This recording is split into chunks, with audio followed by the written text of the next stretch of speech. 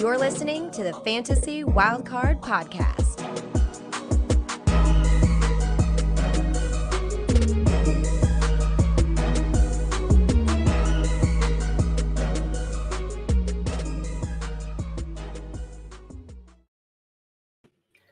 Good evening, welcome to the Fantasy Wildcard Dynasty Show. The band is back together. I'm your host, Kev. You can follow me on X at the Dynasty Mind. We've got the best three of Fantasy Wildcard with us tonight. First of all, go to yourself, Ali. You can follow on X at FF Dynasty Grill. Good evening, Ali. How are you doing?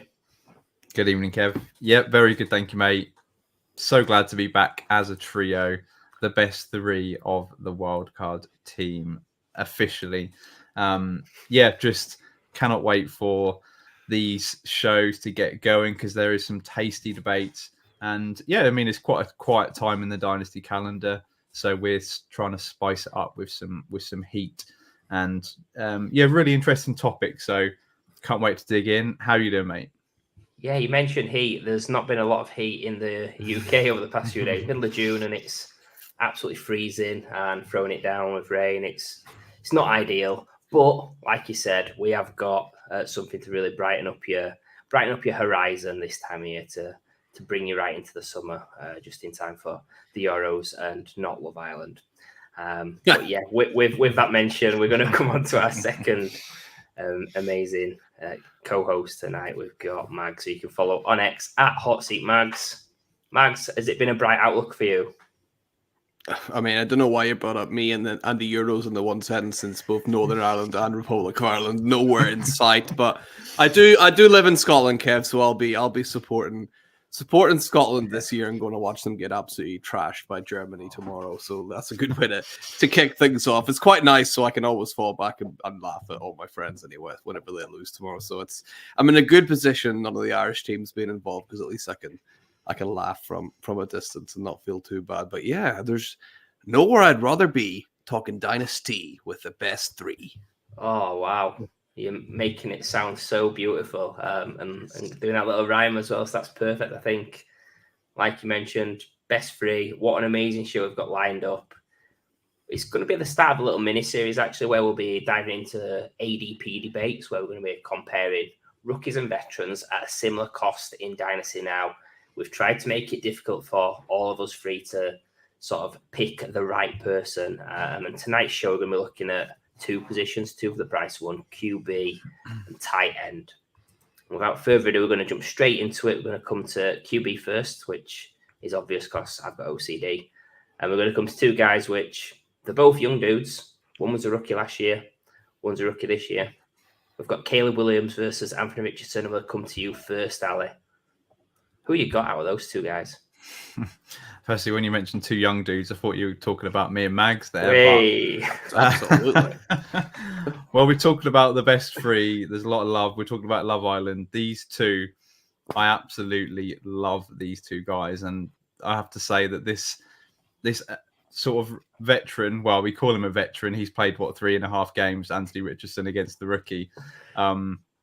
This is probably the closest debate for me that I'm going to have in these next few shows, because I have these back-to-back two quarterbacks that I absolutely love and want every piece of in Dynasty. And luckily, I do have a lot of Anthony Richardson. And it actually pains me to say, rankings-wise, I have Caleb one spot ahead of Anthony Richardson, which doesn't immediately feel great, but I think possibly long-term, it probably is the right answer. I've got these firmly in the same tier.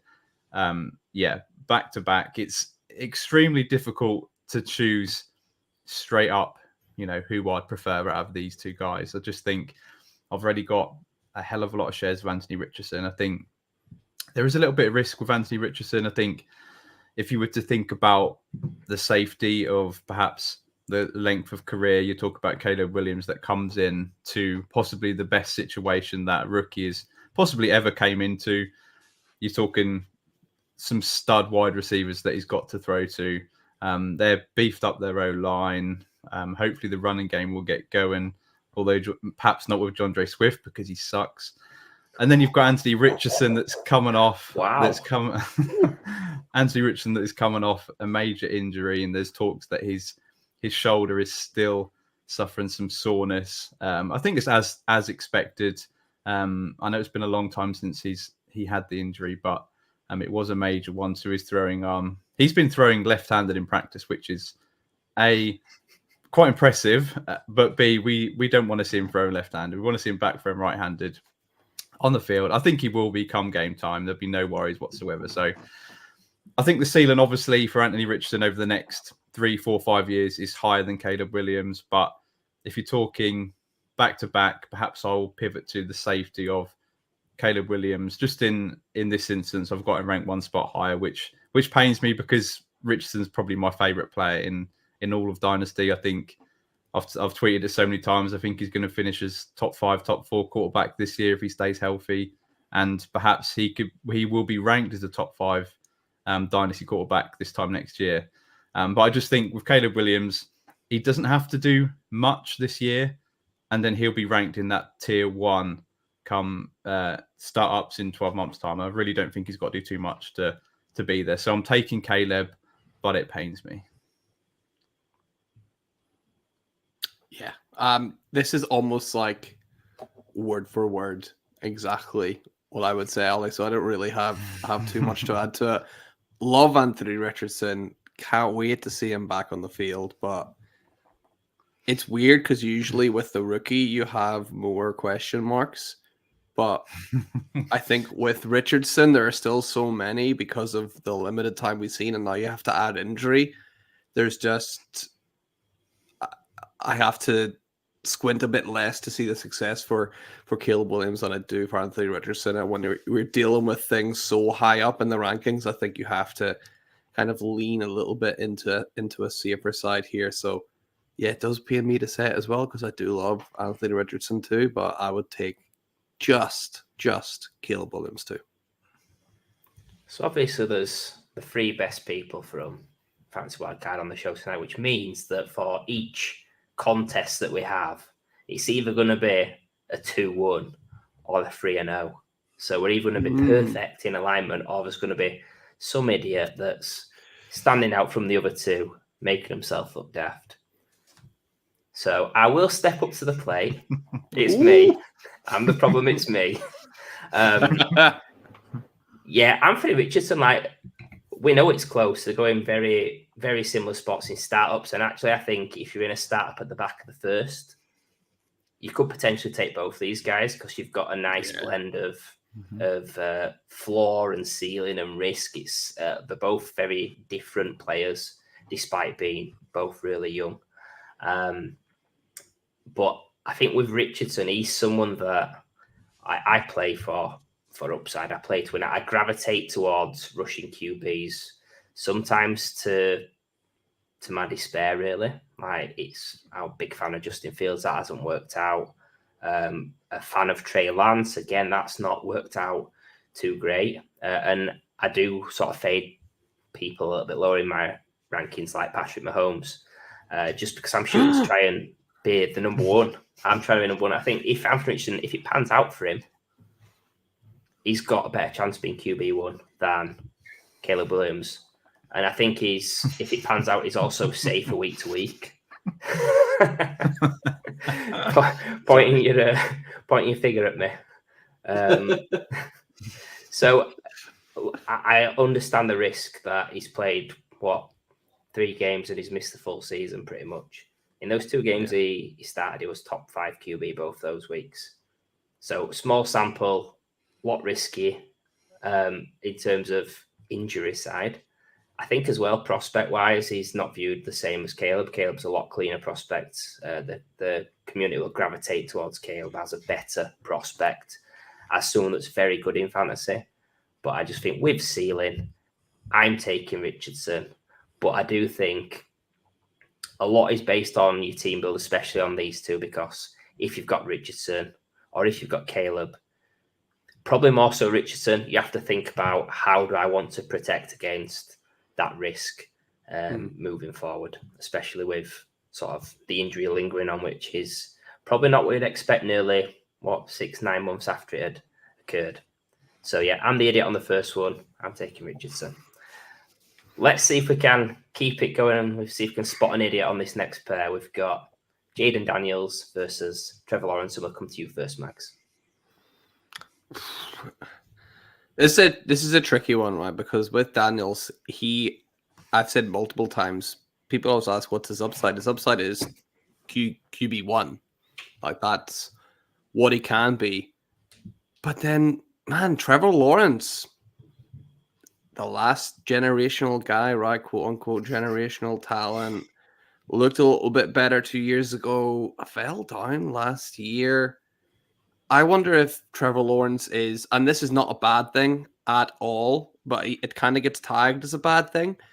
But is Trevor Lawrence just maybe going to be like a Jared Goff type of quarterback that you can put in and be really, really pleased with him in your lineup, but you're never really going to be pleased with him as your number one quarterback? I think Goff actually in the last few years has stepped up where he can be a number one quarterback. That's maybe too harsh on him, but you know what I mean? He's maybe that quarterback too. So I think if I'm looking at the rankings, I have to put Jaden Daniels ahead of Trevor Lawrence at this stage, where before we spoke about Caleb and Richardson, it was so close. I sort of swayed to the side of a little bit safer. Here, I just think that Lawrence's floor is like really quite low and Daniels' ceiling is so high. The difference is so big between them that I'm happy to take a swing on Jaden Daniels here, because I think we've seen for the most part what Trevor Lawrence is, and it's at best a low-end quarterback one, whereas Jaden Daniels at best is the quarterback one. So I'll take a risk on Daniels. It could all blow up just to the way that he plays. He can end up flaming out. But, man, if he sees the field, he's going to score points. It's just like we said with Justin Fields. He can end up being everyone's favorite backup real soon if he doesn't win games because of his style of play. But if he's on the field just like Justin Fields, he's going to score you some fantasy points. So I'll take Jaden Daniels. I'll take the rookie. Yeah, we're going 2-0 on Jaden Daniels. This one is much easier for me, although, I mean, really, they're back-to-back again in my rankings. Quarterback 12 for Jaden Daniels, quarterback 13 for Trevor Lawrence. But there is a tier break between the two. I've got Jaden Daniels in my tier 3 with Kyler Murray and Jordan Love. So really quite high praise for Jaden Daniels, because he's in there with two quarterbacks I really love in Dynasty. And Trevor Lawrence is in there with steady old Brock Purdy. Then, you know, you've got the likes of Drake May, JJ McCarthy, Dak and Tua. So I think at this stage where it gets to the edge of quarterback one range, I think you need to shoot for upside rather than go for more of a safer pick if you're picking sort of the middle of the first round in a quarterback startup. I'd much rather go for the high upside of Jaden Daniels. And actually, when people say about the upside, he brings a floor as well. If he's going to rush for 40, 50 yards a game, or, you know, in that realm, if he's given reign to run, then that brings a massive floor as well with it. And yeah, I just think his passing is underrated. His deep ball accuracy was unbelievable in college. So yeah, he just needs to look after himself, Jaden Daniels. If he can't take too many big hits, that hopefully will be drilled into him by the Commanders. And I think his weapons are okay. I think he could struggle year one, but I think he'll get through with his rushing.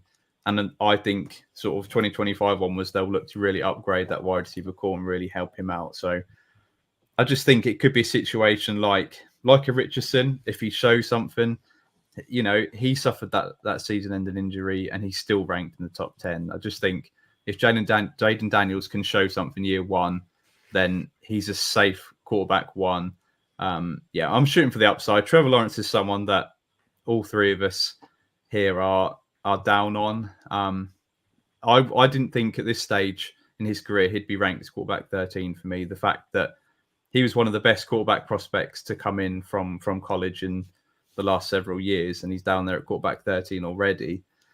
I do think he can have a bounce back this year. I think the weapons that they've got him, I know we laugh about Gabe Davis, but yeah, Brian Thomas Jr., perhaps people don't like him either, but these are deep threats. And I do think that Trevor Lawrence and that system wants to chuck the ball deep. So I do think he'll have success. He's got Christian Kirk there and he's got Evan Ingram, two really reliable targets as well. So I do think he'll have success, but the upside is not there. So I will be taking Jaden Daniels all day long, and I will fall off my chair if you take Trevor Lawrence here, Kev.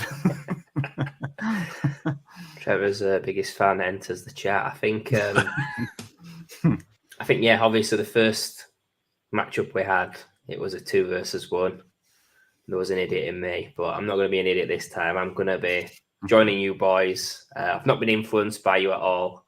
It was getting pretty lonely out there by myself, though. So, yeah, I think everything you've both said is spot on. I think with Lawrence, a guy that when you look at it, the pure numbers for fantasy, quarterback 8, quarterback 13, if you're looking at total points. Break it down to fantasy points per game, it tells a slightly different story. QB 13, QB 18, which there has been some rushing upside in that. There has been some rushing attempts. So it's not like there's a big expectation to come off someone adding that to their arsenal. It's already there, and it's not got him to be a QB1 yet. He's been in a really good situation the past couple of years, and we're giving him a free shot, a mulligan on his rookie season, which I don't think every QB would get that mulligan in year 1. I think it helps that Urban Meyer was someone hated by the community from what I've seen. And yeah, I'm not going to get political. So I look at Jaden Daniels, a guy that in his senior season last year, 40 passing touchdowns, 10 rushing touchdowns in just 12 games in the SEC against elite competition. Granted, he had some fantastic weapons. Brian Thomas Jr. got a mention there, Malik Neighbors, etc. But like you say, upside is there, floor is there.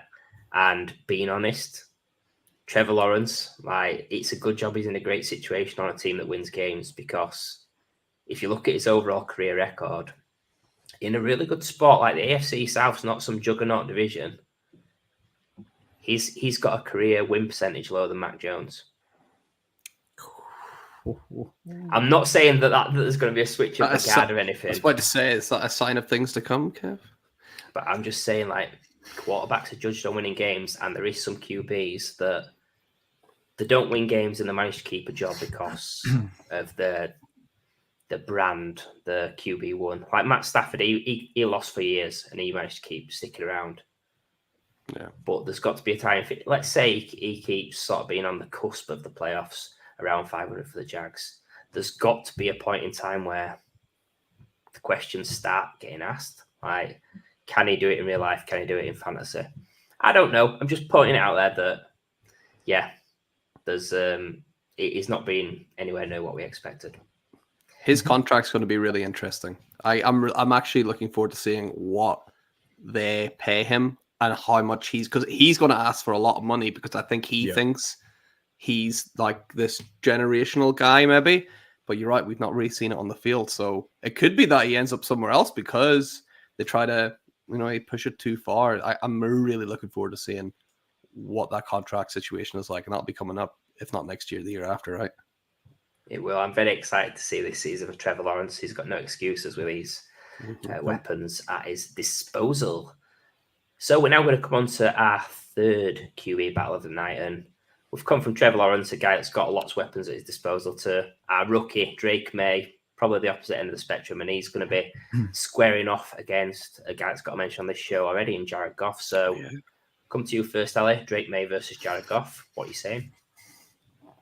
Well, I've gone 2-0 on rookies so far, but this is where the run comes crashing to a halt, because this one is so one-sided for me. And I'm not a Drake May hater. I think he can be a quarterback 1 in the future, but I don't see it being within the next 2 years. And you're talking about a guy that he's going up against. Jared Goff is someone that I absolutely love in Dynasty. This is a guy that has just signed a massive 4-year, $212 million deal, which is only second. He's averaging $53 million per year, which is second only behind Joe Burrow, who I will be roasting in a few weeks' time. But that's for another episode. But Jared Goff, cat's out the bag. He's got the bag. Talking about the bag, he's got the bag. His wide receiver, Amon-Ra St. Brown, has got the bag. And I just think he's set up to be a quarterback one for the next 2-3 years, guaranteed. I think you look at last season's finish, he was quarterback 7 last year, quarterback 10 the year before. You talk about Sam Laporta that could take another step. You know, he was fantastic in year 1 as a rookie. He could take an extra step. They've got Jameson Williams. That'll get a laugh from Kev. But we're yet to see him get going. He's got Jahmyr Gibbs, you know, top 3, top 4 dynasty running back, an awesome pass catcher. I just think Jared Goff is set up for success. If he's your quarterback 2 in dynasty, you are a contender, because I just think Jared Goff is that good. He's not going to bring you much rushing, but I mean, when he's playing at home in the dome, and I think I heard today he's got 14 out of 17 dome games this season, which is incredible for DFS, incredible for the Lions offense, incredible for Jared Goff. So that quarterback 7 finish next year, he could easily repeat that again this year. So give me Goff over the uncertainty of Drake May and whoever's going to be his wide receiver 1. I don't care, because they all suck. I'm interested to see how Drake May does in this new style of, you know, New England offense. I like Ramondre Stevenson, but other than that, I don't like anybody in this offense, to be honest. So, interested to see how it goes for May, but give me Goff. Give me top 7 finish again for the next year or 2. This is easy for me. Yeah, it's easy for me as well. I think I sort of caught myself comparing Goff to Lawrence and said, actually, last few years, Goff has been that quarterback 1. And I expect that to continue. I'd be shocked if Drake May is a quarterback 1 next year. I'd be shocked. And then even the year after, they would need to seriously rebuild the weapons around him. So although, you know, Drake May has got a couple of years on Jared Goff, sure. But I mean, by the time Drake May is ready to compete, maybe as old as Jared Goff is now anyway. So you may as well take the guy that's definitely ready to go now. There's no real risk with Jared Goff. You're super happy with him in your team. Drake May, don't mind the prospect at all. Think he's a really good player. Don't love the situation. I know things can change quickly, but man, Jared Goff, there's not many better than Jared Goff. We have to say that out loud. So I'll take Jared Goff over most quarterbacks. Not gonna lie. Yeah, I found this pretty difficult, this too, because like, I'm not saying I'm a Drake May fan, because I'm not, but I just feel that Goff hater. I love Jared Goff. I've been a big fan. Pocket passes. He was great in Deadpool. Oh my gosh. Jared, pocket passes, that's what we're about. There's this notion that pocket passes are safe as an archetype, but they're actually the most risky archetype, because you're in the pocket, you've got a chance to get in blindsided more often, or a lineman falling at your legs or something like that. So there's all this injury risk from that side. There's also the fact that because there's no rushing upside, your ceiling and your floor are lesser than a rushing QB. So he's got to win by being a super efficient passer and being in a great situation. The good news is he's doing that at the moment. And I think that's the reason why I'm slightly putting Goff ahead of Drake May. I think in an archetype for me personally, I want to have a Konami upside, a rushing QB, because I feel that their all-round game, it's giving you ceiling, it's giving you floor, and most of the rushing QBs, they are less risky than the pocket pass in my eyes. From an injury point of view, it's all about can they keep a job, and it doesn't matter what archetype you are. You're always going to have a question about can you keep a job, regardless if you're a pocket passer or a rushing QB. So I think both these guys will have a job for the next 2 years. But I really struggle to see Drake May having anywhere near Goff this season. And then year 2, it's just all depends on the situation for me. So on that front, I'm taking Goff, and we're going 3-0 once again. Ooh. Come on. Let's see if we can keep this run going, guys. We've got JJ McCarthy versus the veteran in Bryce Young. I'm going to come to you, Max. Yeah, this is easy again for me. Like, this is no brainer. Last year, it's meant to be hard.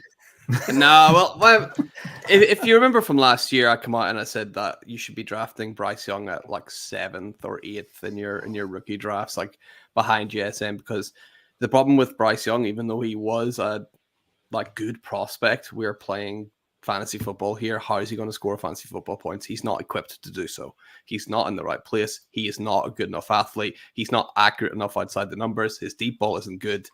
He's not a very good quarterback for fantasy football. Now, he might be able to turn things around and do well at the Panthers, but he's not going to be someone that you want to start.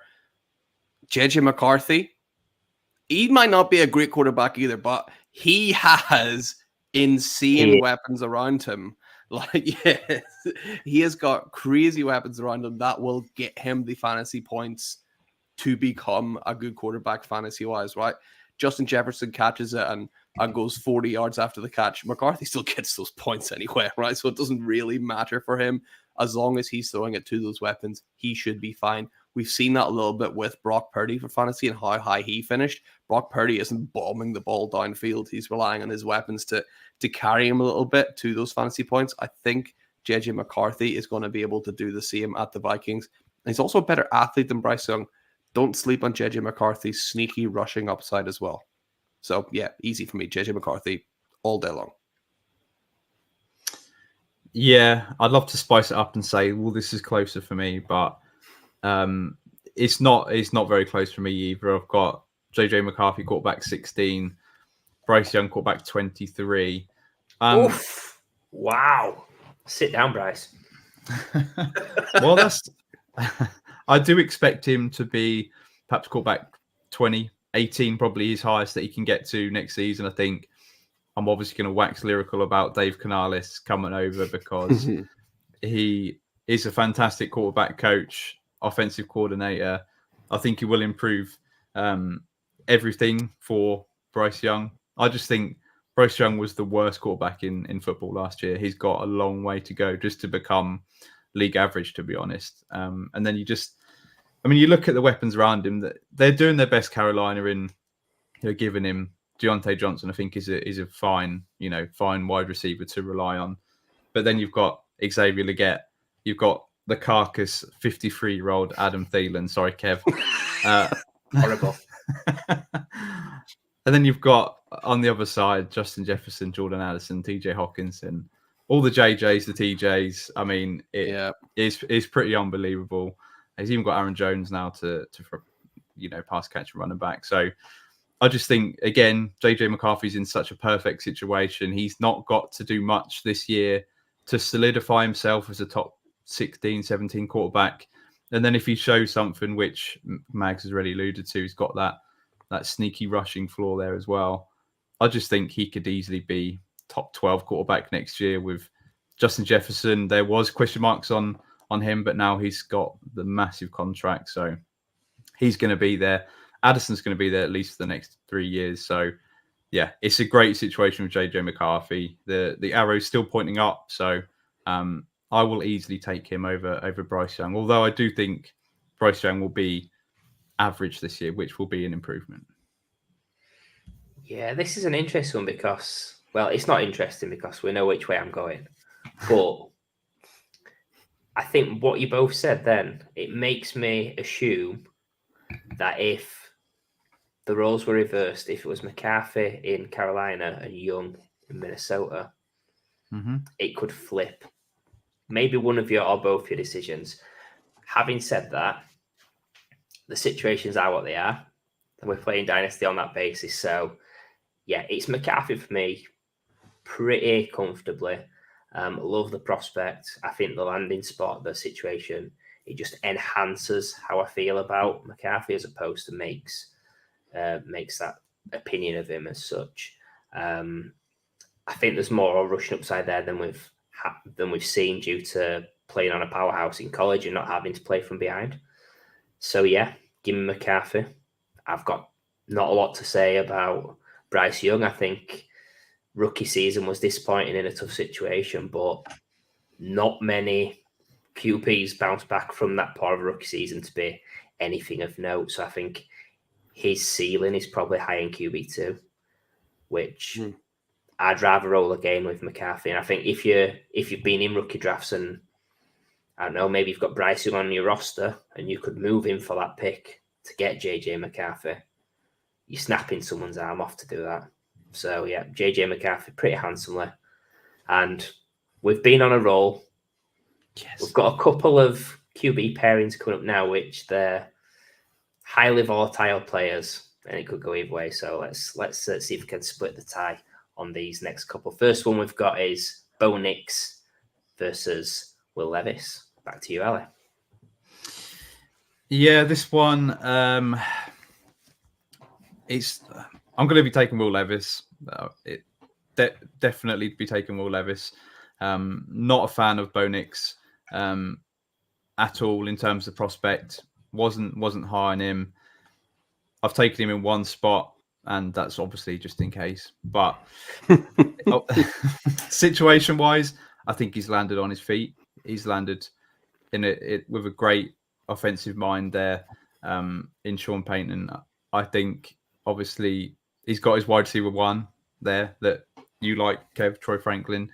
Other than that, the situation in Denver is not great. They're eating a lot of cap this year.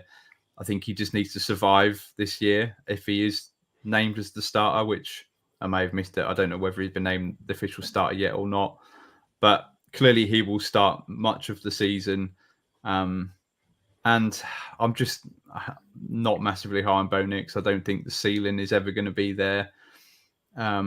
Whereas for Will Levis, I think obviously it could go very wrong. And I think it's a very important, crucial year for Will Levis. He flashed potential last year, but I think the Titans, and we've mentioned it earlier, that the AFC South is, the Texans is there for the winning, but it's still for me quite an open division. And I think that the Titans feel like they're very much in the mix as they always are. So I think given the weapons that he's got, DeAndre Hopkins, Calvin Ridley, Tyler Boyd, Chig Okonkwo, someone that I like, Tony Pollard, Tajay Spears, I think the weapons are pretty great for him to succeed. So there is zero excuses for him not to succeed this year. We've seen he has that rushing floor. And yeah, I think if he can put it together this year, there's no reason why he can't not shoot up the rankings, but solidify himself as a top 20 quarterback in Dynasty with that upside, with the weapons. So I just think give me that, even the uncertainty of if it doesn't go right this year, he could be out of a job. I just don't believe in Bo Nix, so I'll personally be taking Levis because I see the upside, and I think it's pretty high if everything goes right this year. Yeah, I thought this might have been the one where we disagreed, Ali, finally, but it isn't. we're still on the same page here. I'm taking Will Levis as well. Bo Nix, I think I like Bo Nix a little bit more than some other people. I thought he was a very crafty, clever quarterback, but I think that's all well and good in college, but it's kind of hard to translate over to the NFL. So we'll see what Sean Payton can draw up for him. He might be a guy that is just really good at following a game plan and listens and does what Sean Payton tells him, which we have seen work in the past before. So he has some upside, but I just think Will Levis, I just love the arm. Like, he's got a proper NFL arm on him, I think, which could do wonders for him, considering he's got Calvin Ridley on one side and DeAndre Hopkins on the other. I mean, now these guys might be older, but just the little things that they could teach him and just tiny little moves here and there. I think he's just in a much better situation, and he's a better player to boot. So for me, not super close overall, but I don't hate on Bo Nix as much as others. I think he'll get at least 2 years. I think Levis will play well enough this year that we'll see him start next year, but I'm not sure either of these guys are long-term answers. So I'll take Levis for now. But yeah, I'm not super confident about these guys. I'd be happy if these guys are my QB4s. How about that? That shows you what they are as prospects, doesn't it? I think Will Levis, I think he's had a really good offseason in terms of what's coming around him, changing coaching staff, new weapons, left tackle in the draft first round. He's gone pretty well for him. Having said that, I'm picking Bo Nix on this one. I think with Levis, I think Bo Nix is a better prospect than Will Levis, first of all. Draft capital backs that up. I think Bo Nix is a guy that I think he can come in as a rookie and do a really good job from a real life point of view. And we'll see how far that takes me in fantasy. I think there is some rushing upside there. The weapons aren't the best, like you mentioned, but will the Broncos be playing from behind quite a bit? Probably. I don't think they're a powerhouse team. They're in a division with some other fantastic franchises, right, Mags? Chargers. Chargers. Raiders. But Will Levis, fantasy points per game, which it includes some people that don't deserve to be in there, but QB 36. He only had 1 week where he was QB1. And yeah, look, things have improved for him in terms of all that, but this coaching staff's also not got any ties to him. So I think if you've got any doubts over Will Levis, someone like Bo Nix is an ideal re-roll because we don't truly know what Bo Nix is in terms of his college resumes up and down. There is some rush upside. He's probably viewed lower than expected because of sort of how the Broncos offense looked, and maybe people aren't as high on Sean Payton as they were in New Orleans when he had Hall of Fame QB, Alvin Kamara, etc. So, yeah, give me Bo Nix. It is close because, like, for me, it's a close. All these have been pretty close, apart from Bryce Young, who's terrible. But yeah, I'll have Bo Nix on this one as a re-roll. But I can see certain builds where you think, actually, I'm in a startup. I can win it this season. I'm taking Levis as my upside QB3 because I know he's definitely going to start week 1 and he's in a better situation for this season. All I would say is a little bit of warning with Levis. Things could go wrong because that rookie season, it's Kenny Pickett-like numbers. Just saying. Okay. Is that a banana skin waiting to happen? Maybe it is. Right, so we'll move on. We'll get the stink of Kenny Pickett out of our mouths. We'll get his name out of our mouths. We're going to come to a pair of guys here, which is super interesting. They're on the same team. Michael Penix versus Kirk Cousins. Kick us off, Mags. I don't want to go first. This is the closest one for me so far, because if you cast your minds back to months ago now, I believe I remember saying Michael Penix is good enough to be drafted in the first round of the NFL draft, and here we are. I didn't think he was good enough to be drafted where he was and to be the guy that is going to be Kirk Cousins' backup, but I really believed in especially the arm talent of Michael Penix and how well he does at like avoiding getting sacked in particular. So I think he just looked like a proper NFL ready quarterback. The big issue with him was the age, but I can't really use that as a negative when we're talking about Kirk Cousins on the other side, right? So that kind of gets cancelled out. Give me Michael Penix. God damn it. I'll take Michael Penix here over Kirk Cousins.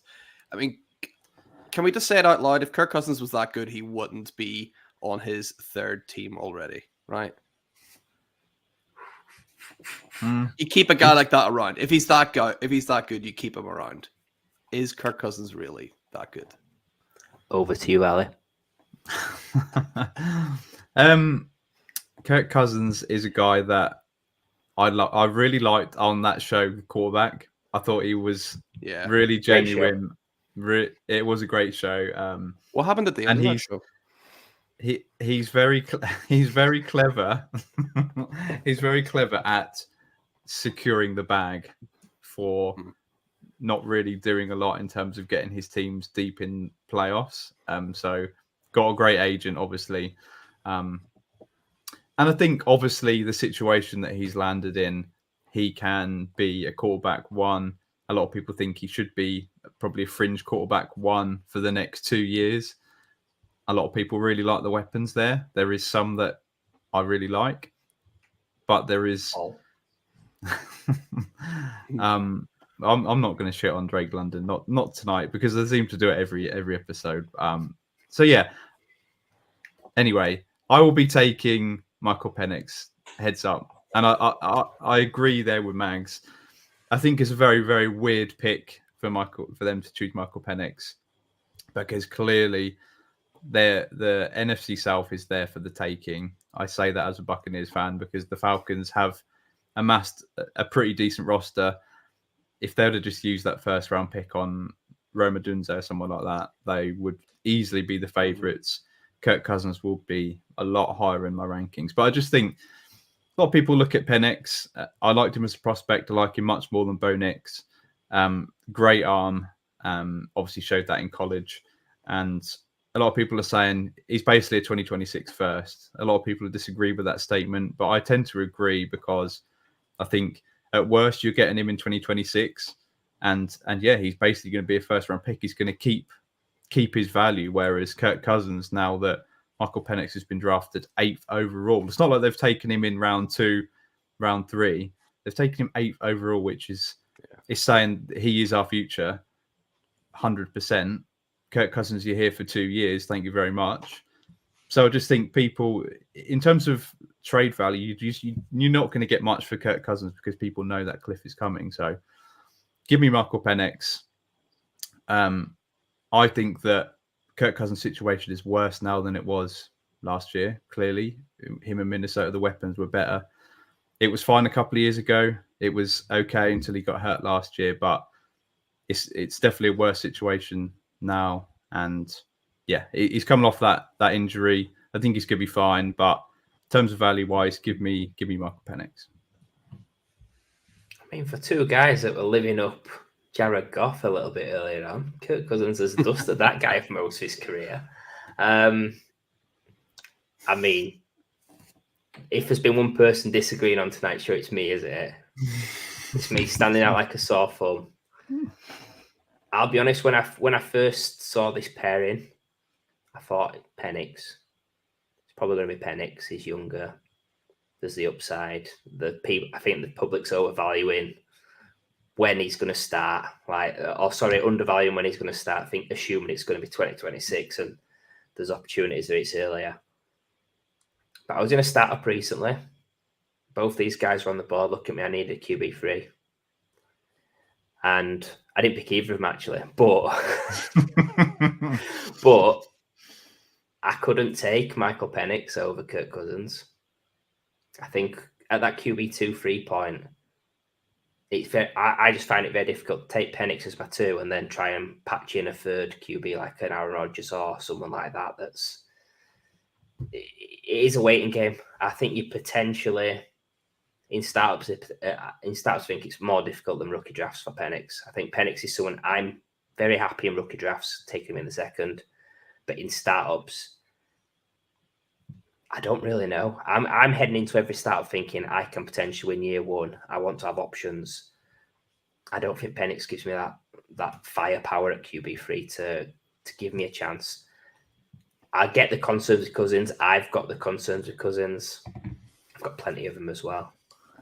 But I think the situation downgrade in Minnesota, it's not as terrible as it could be. That's still a pretty good situation if the offensive coordinator can replicate something similar to what the Rams have done. That's going to be a big upgrade for how the Falcons looked last year. So I'm taking Cousins. This is probably one of the most polar opposites in terms of team builds because Penix is ideal for your rebuilders and Cousins is great for your win now teams. But give me Cousins. Hate on me. It is what it is. Picking the older men. That's all. I'm picking the old man. Yeah, he's 35. He's younger than me, so he's a youngster compared to me. He's not a rookie, but he is a veteran. Right, we're going to move on from quarterback now. We're going to come on to a couple of tight ends. We didn't want to spend a full show on tight ends because most of them are terrible. But we're going to come to a juicy one to begin with. I wish Mags was going first on this one, but he's not. It's Brock Bowers versus Dalton Kincaid. And we'll see if you boys are going to agree again and just copy each other, right? No, I can definitely tell we're not going to agree this time. I wonder because I 100% know where Mags is going to go, and whoever's listened to this will obviously know the way that I'm going to go because of that. So for me, it's Brock Bowers, but I will say that, I'm not saying it with any conviction. I'm not shitting on Dalton Kincaid. I have them back to back, tight end 3 and tight end 4, both in tier 1. So I've got them both with Sam Laporta and Trey McBride in tier 1. So absolutely love both these guys. Happy to pay up for these guys. I think clearly the ceiling for Dalton Kincaid is tight end 1. Max has got it written on his board. I think he will be the tight end 1. He could easily be the tight end 1, and it might not even be close if he's one of Josh Allen's primary targets in this offense this year. Then he could easily take a massive step and be tight end 1. It's just we've not seen him be dominant. Not like we saw Trey McBride become dominant second half of last season. Sam Laporta was able to do it the whole of the season.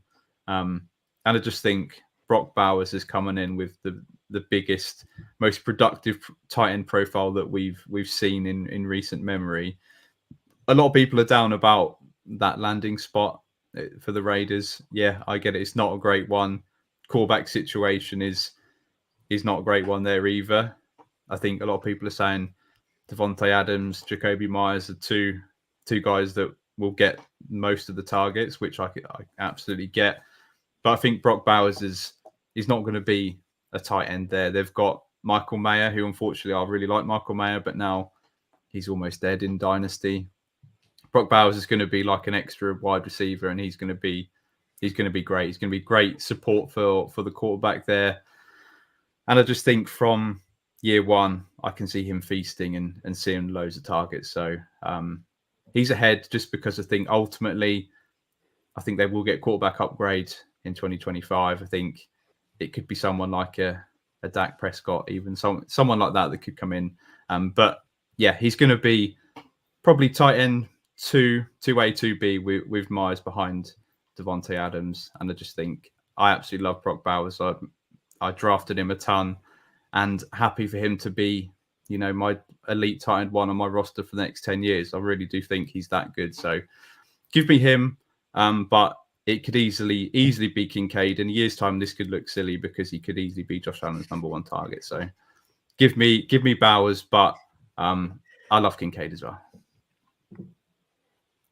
Yeah, I'm no Brock Bowers hater. Let's get that out of the way. But I mean, Dalton Kincaid. I mean, I'm a year ahead of everyone because he's my tight end 1 already. I've just put him there already. I'm not gonna sugarcoat anything. I'm not gonna lie. Why would I bother when I know I'm just gonna move him up in a year's time anyway? Why would I waste any time?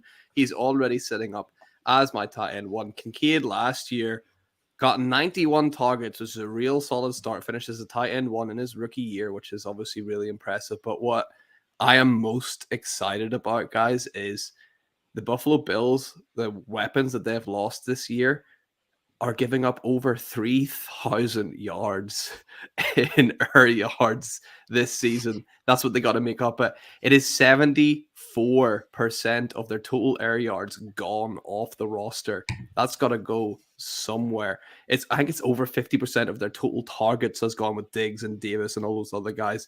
And really importantly, it's 45% of their targets inside the 10-yard line as well. So that touchdown number Kincaid had last year of just 2, man, I expect that to go way up as well. So if he even sees a slight increase in targets, I think he's going to see a massive increase in targets, so spoiler alert. And that increase in touchdowns, that's going to be enough to take him over the edge.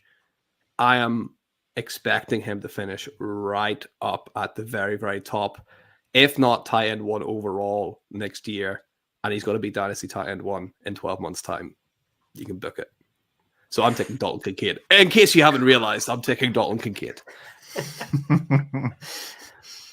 We can snip that clip, can't we? I think it's a really nice position for me to be in here because I get to break one of your hearts and agree with someone and not be on my own, regardless of which way I swing. I've not actually decided who I'm picking yet, but it just got me thinking that with you on Kincaid, Mags, I don't know if either of you have seen that like speed skating clip where one of the females just flies around and starts lapping everybody, then just sits at the back. Yeah, and like just easily wins because she's effectively a year early or a circuit early, and maybe that could be you this time next year, Max. We will see. We'll have to definitely revisit this. Make sure you bookmark it, people, if you're watching on X. But right next to my Drake London one.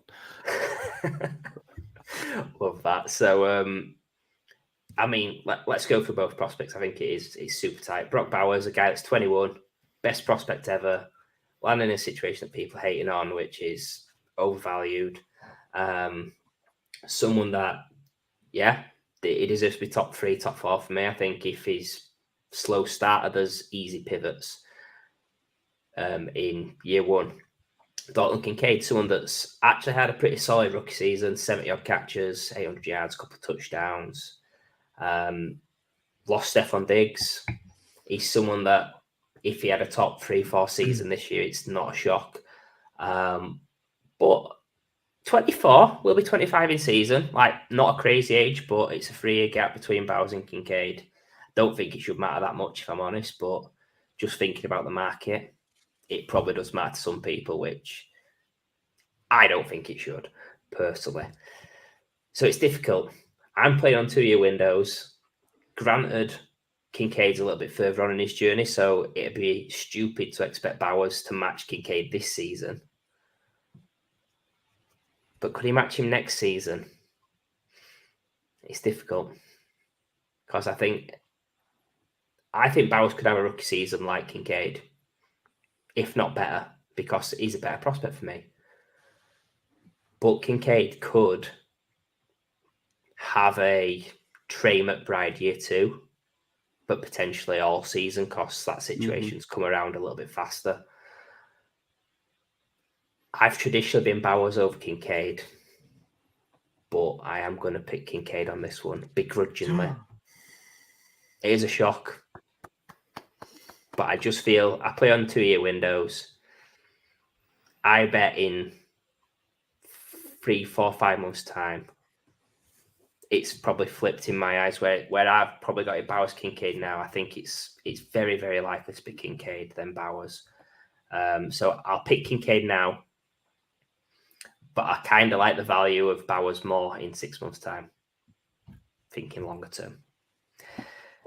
Okay, we're going to come to our last pairing of the night. It's been a fast show. We've had plenty of fun, plenty of debate. We're going to come to the last tight end pairing. Ben Sinnott versus Cole Kmet, and we'll come to you first, Max.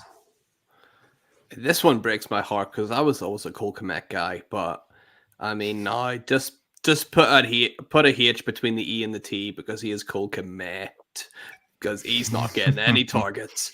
Nothing's coming his way. There's too many options all around him with Odunze and Allen and the terrible DeAndre Swift, Ali, and all those other guys there. I just can't see a world where Cole Kmet is relevant. He's been Dallas Goddarded, but slightly worse, right? Where it's just like you might think you have this really good, really talented tight end, but actually he's not doing much for your fantasy team. Ben Sinnott, on the other hand, we spoke about it, how the weapons over there at Washington aren't exactly the best in the world. So Sinnott could come in and carve himself out a role. He's a really nice player. He was originally was one of my sleeper players before this draft class started, but he's kind of risen way, way up the ranks to the point where he was not a sleeper at all anymore. So I like the talent of Sinnott.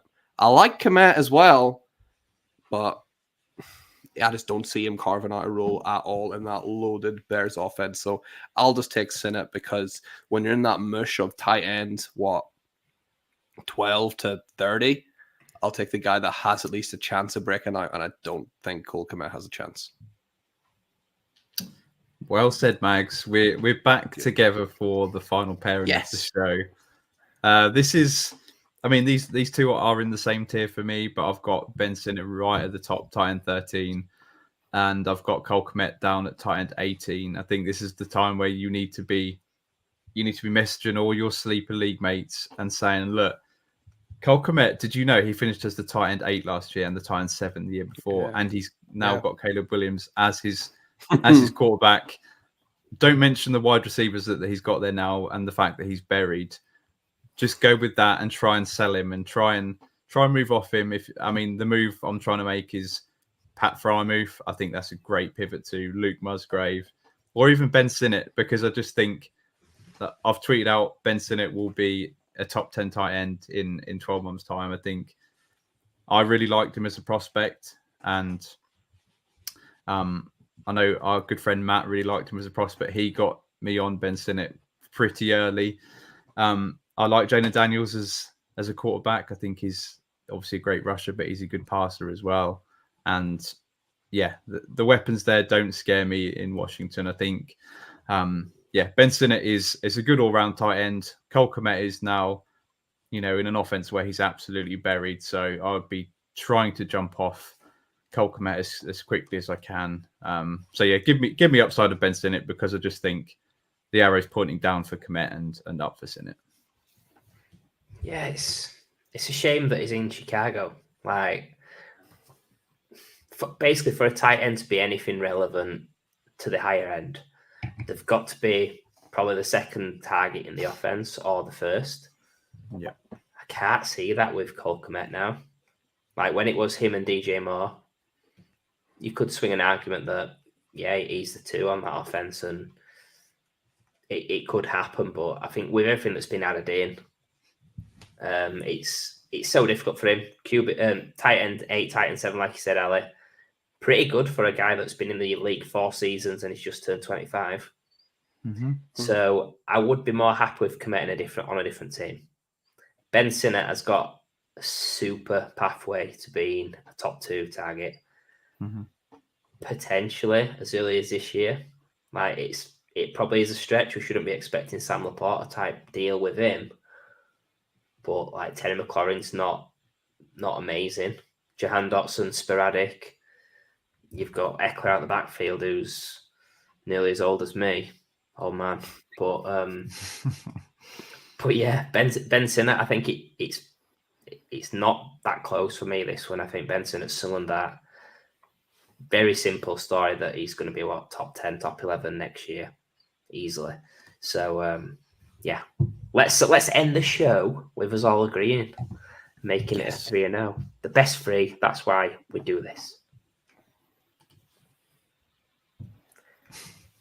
So that brings us to the end of tonight's show, where we've debated who we prefer, the rookie or veteran, at similar ADPs. We've looked at quarterbacks and tight ends tonight. Join us next week when we'll be looking at the running backs. Thank you for tuning in. Be sure to follow us and subscribe on X and YouTube at Fantasy Wildcard and at Wildcard Dynasty. Like I say, join us for our show every Wednesday of the off-season. This is a Thursday, but we like to mix it up now and then, just keep you on your toes, don't we? Thank you once again. Have a great one. We'll see you again very soon.